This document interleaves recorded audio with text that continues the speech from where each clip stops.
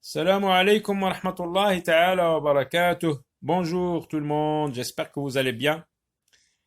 Alors, c'est le texte de lecture de l'unité 2, livre de l'élève, classe CE1, deuxième année d'enseignement primaire, page 20. On commence donc par observer les illustrations, les images. Il y en a deux. Là, on voit le tableau qui nous dit, qui nous renseigne sur le lieu où se passe l'action, où se passe cette scène. Donc, ça se passe à l'école, dans une classe. Donc, c'est la maîtresse. La maîtresse, on la voit en colère. Regardez la posture, comment elle est debout. Et puis, une élève qui court. Regardez le cartable mal fermé, les cheveux mal peignés, les habits de travers. Il n'est pas habillé correctement. Donc, elle arrive en retard. Cette élève arrive en retard. Elle n'arrive pas à l'heure. Si par exemple, toi, tu devras être à l'école à 8h30 et que tu arrives à 9h, donc tu arrives en retard. Tu n'arrives pas à l'heure. Donc, Charlotte est encore en retard. Donc, ce n'est pas la première fois. Charlotte est encore, ça veut dire qu'elle est arrivée plusieurs fois en retard. Vous connaissez Charlotte? Eh bien non. Donc le texte va nous permettre de la connaître. Est-ce que vous aimeriez connaître Charlotte? Eh bien oui, regardez, c'est les illustrations donnent envie de connaître pourquoi est-ce que cet élève arrive en retard. Pourquoi est-ce qu'elle arrive toujours en retard? Le matin, elle arrive toujours en retard à l'école. Donc on parle de Charlotte. Ses cheveux sont mal peignés et ses habits sont tout de travers. Ça veut dire qu'elle n'est pas habillée correctement. Même qu'hier, la maîtresse, Madame Parmentier, donc on connaît le nom maintenant de la maîtresse, elle s'appelle Madame Parmentier. Qu'est-ce qu'elle lui a dit? Qu'est-ce qu'elle a dit à Charlotte? Écoute Charlotte, donc on voit là un air de menace. Écoute Charlotte, ça ne peut plus durer comme ça. Je ne peux plus accepter que tu arrives en retard. Depuis la rentrée scolaire, tu es tous les jours en retard. Ça veut dire elle n'est pas arrivée une seule fois en retard. Elle est tous les jours en retard. Je te préviens, je te mets en garde. Ça veut dire que tu ne dois pas recommencer. La prochaine fois, tu iras directement chez monsieur le directeur avant de venir ici. Donc elle menace Charlotte de l'envoyer chez monsieur le directeur. Donc monsieur le directeur, bien sûr, il va la questionner, pourquoi tu arrives en retard, il va peut-être la gronder. J'ai trouvé que la maîtresse n'était pas gentille avec Charlotte. Donc le personnage qui raconte l'histoire, qui parle, il dit que le fait d'envoyer une élève ou un élève chez monsieur le directeur n'était pas gentil. Donc l'action de la maîtresse n'est pas gentille. En plus, ce n'est pas très logique, ce n'est pas normal comme punition.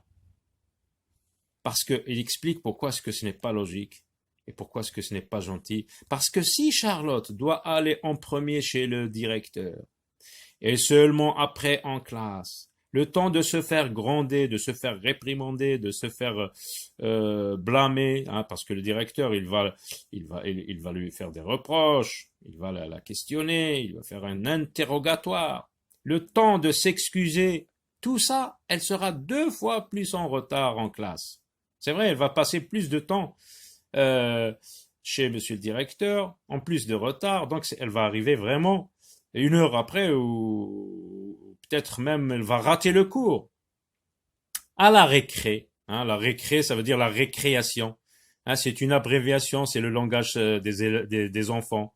Hein, on dit la récré pour la récréation, le dico pour le dictionnaire. Pour faire court, donc on coupe les mots. Charlotte était très énervée. Alors là, on la voit dans la cour très énervée, en train de gesticuler, de répondre aux interrogations des élèves. Elle pense même elle sera peut-être même mise en prison derrière les barreaux, comme ici, comme on le voit. Parce que si Charlotte en a dit ça, donc elle sera deux fois. À la récré, Charlotte était très en retard. Donc la récréation, c'est une pause accordée aux élèves pour se délasser, pour se reposer, pour se divertir un peu. Charlotte était très énervée. J'en ai marre, marre, marre. Ça veut dire j'en ai assez, j'en ai ras-le-bol. Ce n'est pas ma faute à moi si j'arrive toujours en retard. Alors ce n'est pas moi qui suis responsable de ce retard. Je suis encore petite et ce n'est pas moi qui décide de toute ma vie. C'est vrai que si, par exemple, le papa ne se lève pas tôt, donc c'est qui va l'emmener à l'école, c'est qui va l'accompagner à l'école. Donc elle ne peut pas aller toute seule si elle habite loin. Donc ce n'est pas elle qui décide. Je ne peux pas commander mon père. Je ne peux pas dire à mon père, vas-y, on y va, sans qu'il ait pris, par exemple, son petit déjeuner, sans qu'il se coiffe, etc. Moi aussi, l'autre jour, je me suis fait gronder, je me suis fait blâmer, on m'a fait des reproches, a dit Théo. Donc Théo, il lui est arrivé la même chose, comme Charlotte. Il s'est fait gronder. Mais les retards, ce n'est pas la faute des enfants. Donc il soutient Charlotte dans sa thèse, dans ce qu'elle a dit. Ce n'est pas la faute aux enfants s'ils arrivent en retard à l'école. C'est la faute des parents. Ma mère, tous les matins, elle cherche ses clés. Voilà une des raisons qui pousse les enfants à faire des retards. Par exemple, si un papa perd ses clés, il commence à les chercher, donc il va perdre le temps. Et on perd beaucoup de temps. Chez moi, ça va mal depuis que maman commence son travail à 6 heures du matin, a expliqué Charlotte. Donc elle explique pourquoi elle arrive en retard. C'est papa qui s'occupe de moi. C'est papa qui m'emmène à l'école, qui me coiffe, qui doit me préparer le petit déjeuner. Mais il n'arrive pas à se réveiller. Voilà ce qui fait que Charlotte arrive en retard, parce que le papa n'arrive pas à se réveiller à temps. Les amis de Charlotte s'amusent à proposer. Ils s'amusent, donc ce n'est pas sérieux. À proposer des solutions un peu étranges, un peu bizarres. Mais ça ne fait pas rire Charlotte. Ce n'est pas drôle ce qu'il propose comme solution. Alors qu'est-ce qu'elle leur a répondu? Comment elle a réagi? Oh, mais arrêtez, grosse banane! Ah, ça fait rire, la grosse banane. Elle a traité ses amis, ses camarades de grosses bananes. Grosse banane, ça veut dire vous ne comprenez rien à cela, vous êtes idiots, vous êtes bêtes, vous êtes bénés, a dit Charlotte. Donc il y a beaucoup d'insultes, d'injures basées sur des noms de légumes et de fruits. Alors par exemple, on dit occupe-toi de tes oignons, hein, occupe-toi de tes affaires. A dit Charlotte, ce n'est pas rigolo, ça ne fait pas rire, ce n'est pas rigolo. Demain, je vais être emprisonné dans le bureau, hein, c'est pour cela donc on a vu ici ce qu'elle pense ici, Charlotte, elle va être emprisonnée. Donc ce n'est pas vrai, ce n'est pas vrai qu'elle va être en prison. Donc c'est son imagination qui lui fait employer cette image exagérée de prison. Peut-être même qu'il va falloir que je dorme à l'école. C'est la même chose. Donc c'est son imagination qui lui fait penser ça. Alors qui a écrit le texte? Alors là on trouve les renseignements sur l'écrivain, le nom de tout le livre, du texte intégral, d'où est extrait ce texte, la maison d'édition, l'année de l'édition. Alors on répond aux questions. Connais-tu le nom de la personne qui raconte l'histoire? Là, celui qui a dit j'ai trouvé que la maîtresse n'était pas gentille, celui qui raconte cette histoire. Donc on doit dire c'est une personne qui a assisté à cette scène à l'école, c'est une personne qui fait partie de l'école. C'est le narrateur ou bien la narratrice. Comment s'appelle le garçon à qui parle Charlotte à la récréation? Eh bien, à un moment donné, c'est vrai, elle a parlé à un enfant, un camarade.